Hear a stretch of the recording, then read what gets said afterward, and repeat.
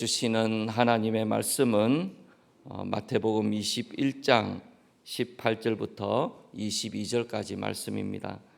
마태복음 21장 18절부터 22절까지 말씀, 우리 한 절씩 한번 교독하면서 읽어보겠습니다.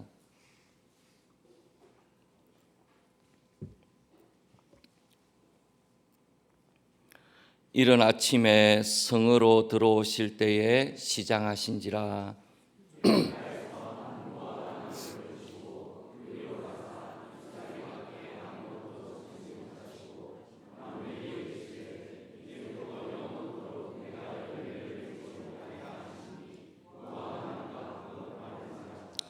제자들이 보고 이상히 여겨 이르되 무화과 나무가 어찌하여 곧 말랐나이까.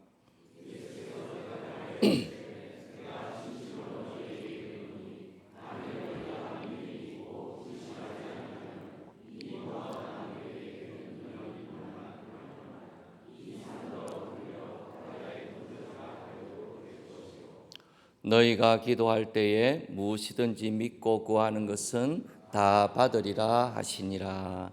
아멘. 우리 오늘 새벽에는 예수님께서 무화과 나무를 저주하신 이 사건을 같이 한번 묵상해 보기를 원합니다. 오늘 본문을 보시면 예수님께서 이른 아침에 성으로 들어오시다가 시장하실 때에 한 무화과 나무를 보았습니다. 이 무화과 나무는 유달리 특별해 보이는 것이 잎이 무성한 무화과 나무가 있었던 것입니다.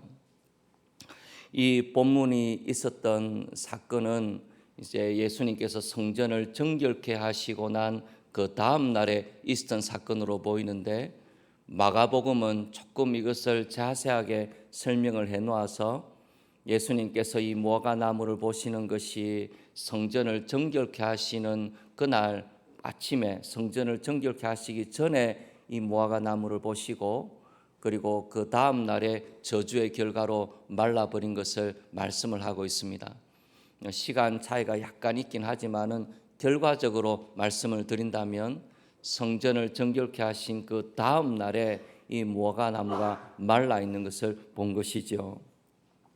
예수님께서 이 무화과 나무를 저주하시면서 마태복음 21장 19절에 보시면은 이제부터 영원토록 내가 열매를 맺지 못하리라 하시니 무화과 나무가 곧 마른지라 그랬습니다. 잎이 무성한 무화과 나무를 보셨는데 거기서 열매를 찾으셨는데 거기서 열매를 찾지를 못하신 것입니다. 그래서 예수님께서 이 무화과 나무를 저주하시고 그 무화과 나무가 저주를 받아서 말라버린 사건, 그것을 오늘 우리에게 말씀하고 계시는 것입니다. 이 무화과 나무가 열매를 맺지 못해서 저주를 받은 이 사건은 여러 사람의 마음을 매우 어렵게 만들었습니다. 버트란트 러셀 같은 사람은 이 무화과 나무를 저주하신 사건을 보면서 나는 왜 그리스도인이 아닌가라는 책에서 예수님이 이런 식으로 행동하는 예수님이기 때문에 나는 예수님을 믿을 수 없다, 그렇게 말하기도 했었어요. 이 무화과 나무를 저주하신 사건이 왜 여러 사람에게 걸림돌이 되느냐 하면은 마가복음에, 오늘 복음 마태복음에는 나와 있지 않지만은 마가복음에 보면은 이런 구절이 적혀 있기 때문입니다. 마가복음 11장 13절에 보시면 멀리서 잎사귀 있는 한 무화과 나무를 보시고 혹 그 나무에 무엇이 있을까 하여 가셨더니 가서 보신즉 잎사귀 외에 아무것도 없더라. 이는 무화과의 때가 아님이라 그랬습니다. 무화과의 때가 아니었는데 무화과 나무에 열매가 없다고 무화과 나무를 저주하신 것처럼 보이니까 많은 사람들의 마음에 이 무화과 나무 사건이 걸림돌이 되는 것이죠. 아니, 예수님께서 무화과의 때가 아닌데 가셔가지고 무화과 나무에 열매가 없다고 저주하셨으니까 이 얼마나 이상한 일입니까? 그래서 어떤 사람들은 설명하실 때에 예수님께서 그때 무척 시장하셨는데 가서 보니까 무화과 나무가 없더라는 겁니다. 사람이 배가 고프면 화가 나지 않습니까? 그래서 이 화가 나가지고 무화과 나무를 보면서 순간적으로 예수님께서 너무나 분노하신 나머지 이 무화과 나무를 저주하셨다, 그렇게 설명하는 사람도 있는 것입니다. 그래서 이 본문이 여러 사람들에게 걸림돌이 된 것이죠. 근데 우리는 그런 설명을 받을 수가 없습니다. 왜냐하면 예수님께서는 줄이신 것이 문제가 되지 않는 분이셨습니다. 40일 금식 기도도 하셨고, 그 다음에 예수님께서 사마리아 여인에게 내 양식이 무엇인지를 말씀하셨지 않습니까? 주의 일을 행하는 것이 내 양식이라고 말씀하고 있으니까 예수님께서 배가 고프신 것 때문에 이것을 저주하신 것이 아니다, 우리가 그렇게 알 수 있는 것이죠. 예수님의 성품과는 너무나 맞지 않는 것입니다. 그러면 이 본문은 어떤 의미를 갖고 있는가 하면은 이 무화과 나무에 대해서 조금 알 필요가 있어요. 언제 이스라엘에 한번 가보게 되면은 이 무화과 나무를 한번 자세히 봐야 되겠다, 그런 생각이 듭니다. 무화과 나무가 자주 등장을 하니까요. 이 무화과 나무는 이제 3월 말이나 4월 초쯤에 잎이 무성해지게 되는데, 이 무화과 나무는 특징은 열매를 여러 번 맺는다고 합니다. 그래서 4월 달부터 10월 달까지 여러 번 열매를 맺는데 많은 경우는 5번까지 열매를 맺는다 그래요. 열매를 여러 번 맺게 되는데, 그래서 이 열매를 여러 번 맺는 것에 따라서 열매 이름도 조금 다르다 그럽니다. 열매를 맺게 되는, 처음 열매를 맺게 되는 것이 이 6월절 즈음입니다.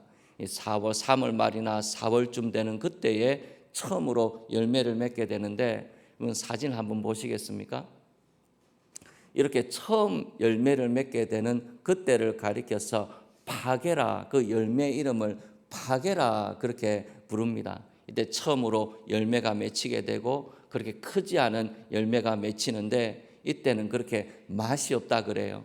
이 무화과 나무 한번 드셔보셨습니까? 이 무화과가 아주 달고 맛이 있습니다. 그런데 이 파게, 이때의 무화과 나무의 열매는 맛이 별로 없어요. 그렇지만 아주 배가 고프고 시장할 때는 이때의 열매도 먹는 경우가 있었다고 합니다. 그래서 이때를 파게라 그렇게 부릅니다. 그리고 열매가 이제 나중에 아주 맛있게 돼 열매가 맺히게 되는 그때를 가리켜서 열매를 지칭하는 이름이 또 틀립니다. 그 다음 그림 한번 보여주시겠습니까? 그때를 가리켜서 테나라고 부릅니다. 열매가 아주 많을 때는 테나라고 부르는 것이죠. 그러면 예수님께서 지금 이 열매를 찾으셨을 때는 어떤 열매를 찾으신 것입니까? 파게입니까? 아니면 테나입니까? 우리가 알 때 이때 예수님께서 찾으실 때는 파게라는 열매를 찾으실 때죠. 처음 열리는 그때 열매를 찾으신 것입니다. 그런데 이 나무가 유독 잎이 무성했기 때문에 이 가면은 분명히 파게를 찾을 수 있을 것이다, 그렇게 하고 파게를 찾으러 갔는데, 이 무화과 나무는 어찌된 영문인지 파게가 거기 열매가 없었다는 것입니다. 근데 이 파게라는 열매가 중요한 이유가 무엇이냐면은 파게가 열려야 테나가 열립니다. 들성 부른 나무는 떡잎부터 한다는 말이 있지 않습니까? 우리나라 속담과 같이 파게라는 열매가 열리게 되었을 때 이 나무는 테나라는 나중에 아주 달고 맛있는 그 열매를 맺을 수 있는 것이죠. 그러니까 파게가 열리지 않았던 이 무화과 나무의 열매는 열매가 맺히지 않는 그런 무화과 나무라는 것을 알 수 있는 것입니다. 그래서 무화과의 때가 아직 이르지 아니하였다라는 그 말은 테나가 아직 때가 되지 않았다는 것입니다. 그렇지만 파게가 열릴 때는 된 것이죠. 그래서 예수님께서 이 무화과 나무를 저주하신 사건은 비상식적인 사건도 아니고, 예수님께서 이 때도 아닌데 일찍 가셔가지고 없다고 해서 저주하신 그런 사건은 아니라는 것을 우리가 분명히 알 수 있는 것입니다. 그런데 이 이 무화과 나무를 저주하신 이 사건이 무화과의 때가 이르지 아니하였는데 예수님께서 저주하셨다. 그 의미를 아는 것도 중요하지만은 이 예수님께서 왜 이 무화과 나무를 저주하셨는가? 참 드문 일입니다. 예수님께서 이 땅에 오셔서 하신 많은 일들은 살리시고 고치시고 치료하시고 회복해 하시는 일이었습니다. 근데 예수님께서 이 무화과 나무를 저주하셔서 말라버리게 하셨던 이 사건은 예수님의 사역 가운데도 아주 특별한 사건이라는 것을 알 수가 있습니다. 그리고 어떤 신학자는 예수님의 행적을 연구를 하면서 예수님께서 예루살렘 안에서 그리고 예루살렘 부근에서 행하신 유일한 기적이다, 그렇게 말합니다. 부활을 제외하면은 예루살렘 부근에서 일어났던 유일한 기적이 이 무화과 나무 열매를 말라버리게 하는 그 사건이었다는 것입니다. 그래서 예수님께서 아주 화가 나셔서 이 무화과 나무, 시장기 때문에 이 무화과 나무를 저주하신 것이 아니고, 예수님께서 이 무화과 나무를 저주하셨을 때는 예수님께서 뜻을 가지시고 아주 상징적인 행동을 하시면서 이 무화과 나무를 저주하셨다는 것을 알 수 있다는 것입니다. 이것은 이스라엘 민족에 대한 심판의 메시지입니다. 열매를 맺지 못하는 이스라엘 민족에 대하여서 예수님께서 심판하실 것에 대해서 미리 경고하시고 보여주고 계시는 것입니다. 그러니까 예수님께서 열매 없는 이스라엘 백성들을 얼마나 통탄히 여기시고 그 이스라엘 백성들이 회복되기를 얼마나 염원하셨는지 이 무화과 나무를 저주하신 사건을 통해서 우리가 짐작해 볼 수 있다는 것입니다. 이 잎만 무성하고 열매가 없는 이 무화과 나무 열매는 무엇을 가리키는 것인가? 여러 가지를 지칭할 수 있겠지만 가장 두드러진 것을 말씀을 드린다 그러면 이 열매 없는 무화과 나무는 이스라엘 백성들의 믿음 없음에 대해서 말씀하시는 것입니다. 이 성전을 정결케 하시는 사건하고 이 무화과 나무를 말라버리게 하신 이 사건은 매우 긴밀하게 연결되어 있는 두 가지 사건입니다. 그럼 예수님께서 예루살렘 성전을 정결케 하실 때에 그때 어떤 일이 있었습니까? 이스라엘 백성들이 수많은 예배를 하나님께 드리고 있었습니다. 이스라엘 백성들이 제물을 가지고 와서 예물을 드리고 절기를 지키고 하나님 앞에 수없이 많은 제사를 드리고 있었지만은 그 하나님께 드렸던 그 제사는 이스라엘 백성들의 삶에 어떤 열매도 맺지 못했다는 것입니다. 이방인의 뜰에 장사하는 사람들로 가득 차 있고 강도의 소굴로 바뀌어 버렸던 그 예루살렘의 예배에는 어떤 열매를 맺히게 하는 능력도 없었다는 것입니다. 수없이 많은 예배를 드렸지만은 이스라엘 백성들의 삶에 어떤 열매도 맺지 못하게 만들었던 그 무력한 예배를 가리켜서 지금 예수님께서는 무화과 나무의 열매 없음을 통하여 보여주고 계시는 것입니다. 믿음 없음입니다. 이스라엘 백성들은 하나님을 예배하지 않습니까?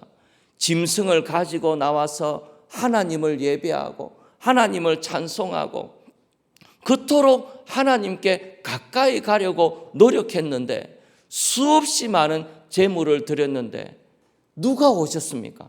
하나님이 오셨지 않습니까? 예수님이 하나님이시지 않습니까? 이 수많은 제물을 드리는 그 모든 것의 결정적인 완성으로 예수님이 오셨지 않습니까? 그 모든 제사를 완성하실 분으로 예수님이 오셨지 않아요. 그런데 그렇게 수없이 많은 제사를 하나님께 드리고 있었음에도 불구하고 수많은 제물을 하나님께 드렸음에도 불구하고 이 땅에 오신 하나님을 알아보지 못하는 그 이스라엘 백성들의 열매 없음에 대해서 말씀하고 있는 것입니다. 그 수많은 열매, 그 예배가 무엇을 낳았냐는 것입니다. 하나님께 드리는 그 수많은 예배가 무슨 변화를 우리의 삶에 일으켰는지를 하나님께서 말씀하고 계시는 것입니다.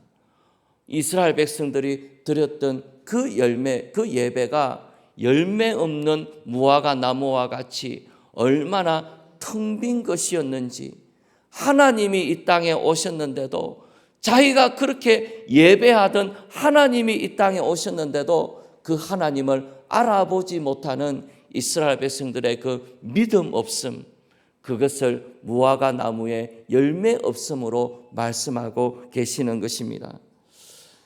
이 무화과 나무를 저주케 하시는 이 사건 다음에 나오는 것이 뭐냐 하면, 이 이스라엘 백성들의 대제사장과 장로들이 예수님을 찾아와 가지고 너가 무슨 권위로 성전을 정결케 하느냐, 화가 나가지고 자신들의 권위에 도전하니까 예수님께 분노해 가지고 이를 갈면서 너가 무슨 권위로 성전을 정결케 하느냐고 대제사장들과 장로들이 예수님을 따지듯이 질문하는 내용이 다음에 나옵니다. 예수님이 하나님이신 것을 하나도 알아보지 못하는 그 이스라엘 백성들의 믿음 없음을 단적으로 보여주는 것이 되는 것입니다.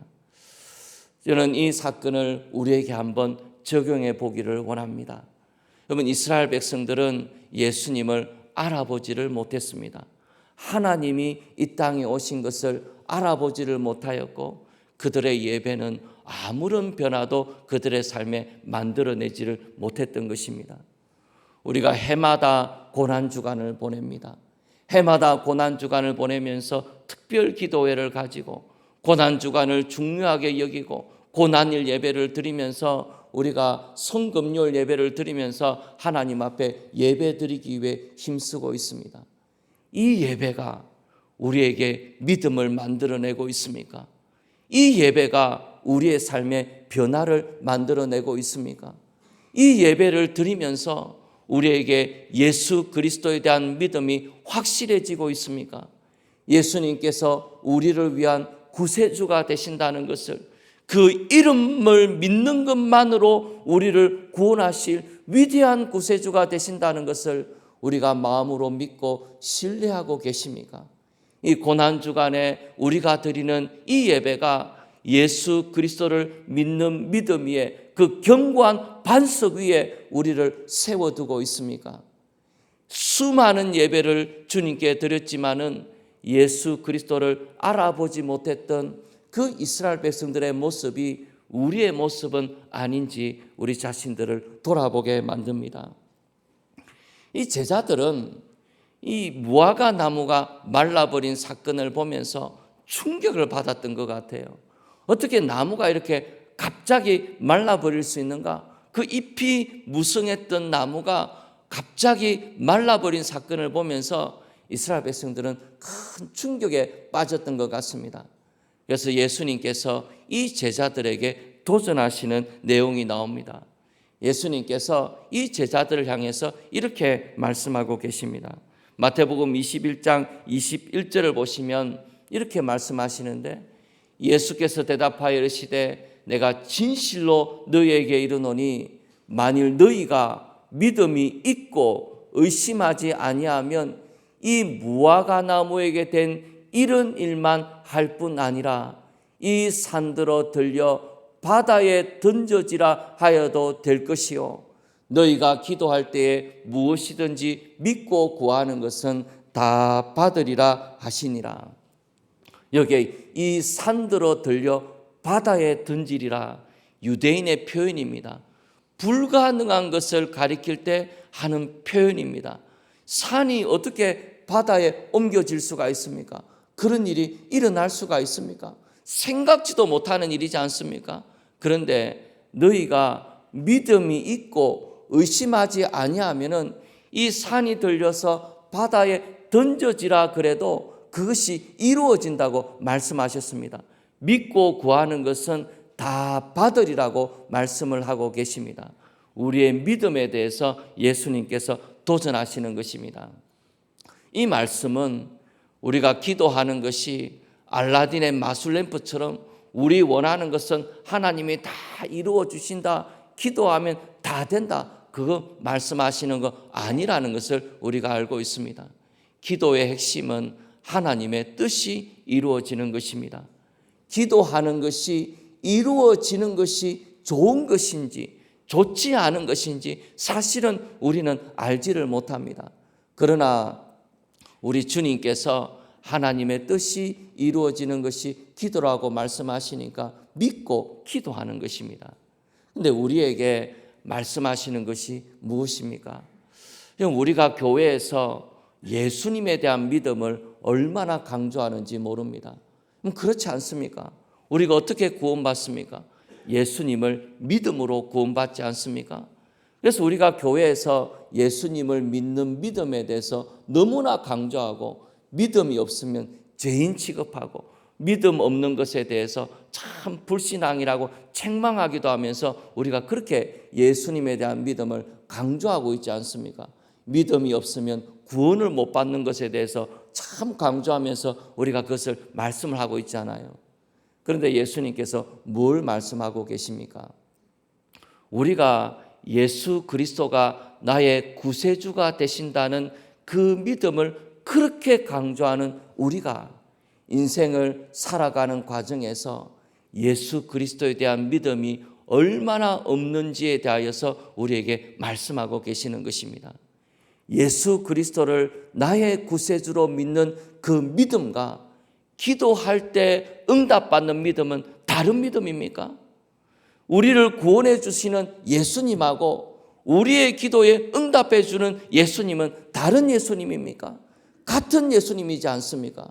그러면 예수님을 믿는 믿음으로 구원받는다고 그렇게 믿음에 대해서는 강조하면서도 일상을 살아가는 삶의 과정에서 예수 그리스도를 믿지도 않고 의지하지도 아니하고 기도하지도 아니하는 우리의 모습에 대해서 예수님께서 말씀하고 계시는 것입니다. 잔 캘빈이 이 무화과 나무 사건을 주석하면서 이렇게 말한 것이 있습니다. 신앙은 그것이 우리에게 조금이라도 있다면 즉각적으로 기도로 번지게 될 것이고, 우리로 하여금 말씀에 계시되어 있는 하나님의 풍성한 은혜를 잡아 누리도록 거기에 손을 뻗게 할 것이다.